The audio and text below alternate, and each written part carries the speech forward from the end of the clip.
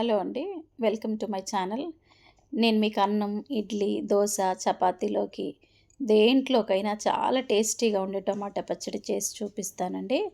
ఎలా ప్రిపేర్ చేసుకోవాలో చూడండి చూపిస్తాను. ఒకసారి మీరు కూడా ఇలా చేసుకోండి. నేను బాగా పండిన టమాటాలు, కొత్తిమీర, పచ్చిమిర్చి తీసుకున్నాను.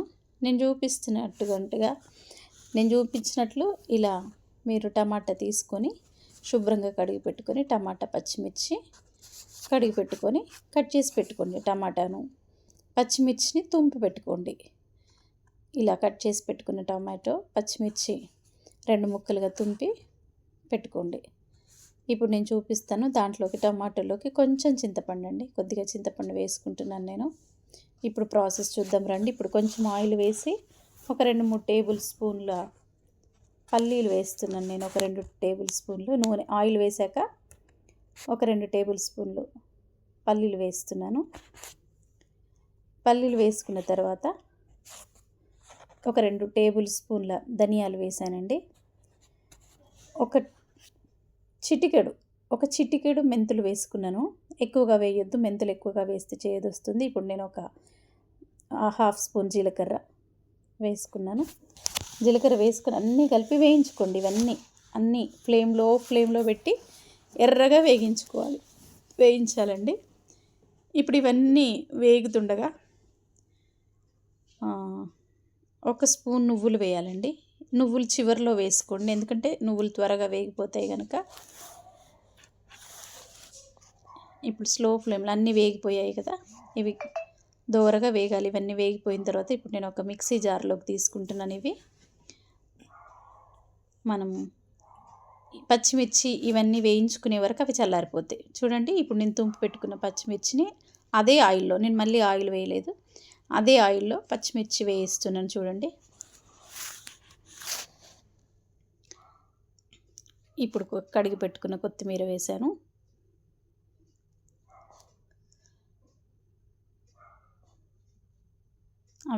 పచ్చిమిర్చి వేగాక కట్ చేసి పెట్టుకున్న టమాటో, చింతపండు వేసానండి.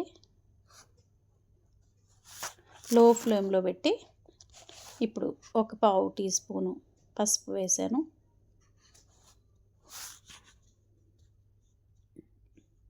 రుచికి సరిపడంత సాల్ట్ వేస్తున్నాను. నేను 1 స్పూన్ వేసుకున్నాను, మళ్ళీ చూసి వేసుకోండి. వీటిలన్నిటినీ టమాటా మెత్తగా వేయించుకోవాలండి, మగ్గించాలి బాగా. ఇప్పుడు చూడండి, నేను ముందుగా వేయించినటువంటి వాటన్నిటిని పల్లీలను ఒకసారి పొడి చేసుకున్నాను మెత్తగా.